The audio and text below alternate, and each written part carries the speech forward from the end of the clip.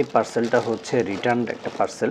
এই পার্সেলটা customer receive করেনি, এটা রিটার্ন আসছে। তো এই পার্সেলটার কুরিয়ার চার্জ ছিল হচ্ছে 120 টাকা।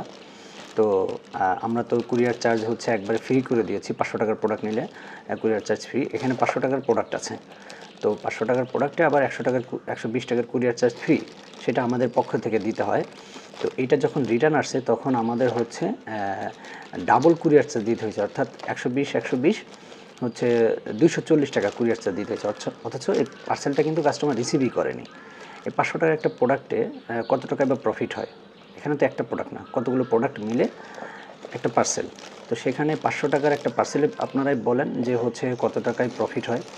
তারপরেও পার্সেলটা রিটার্ন আসাতে আমাকে 240 টাকা এমনিতে দিতে হয়েছে। তো দেখেন এই পার্সেলটার কী অবস্থা।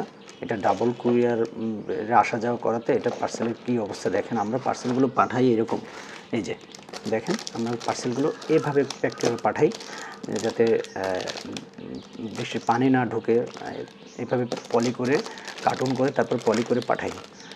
দেখেন এই পার্সেলটা কী অবস্থা, জানি না ভিতরে প্রোডাক্টের কী অবস্থা, খুললে হয়তো বোঝা যাবে। এটা একেবারে নষ্ট হয়ে গেছে মনে হচ্ছে।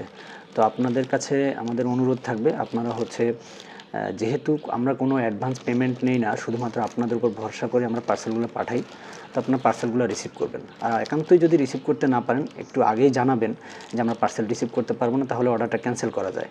তো আপনারা যদি আপনাদের উপর ভরসা করে আমরা যখন পার্সেলটা পাঠাই তখন যদি আপনারা হচ্ছে পার্সেলটা রিসিভ না করেন, আমাদের অনেক ক্ষতি হয়ে যায়। টাকা তো যাই, তারপর হচ্ছে দেখা যায় প্রোডাক্টটা অনেক সময় নষ্ট হয়ে যায়। তো দয়া করে আপনারা পার্সেলটা রিসিভ করবেন অথবা আগেই অর্ডারটা ক্যান্সেল করবেন।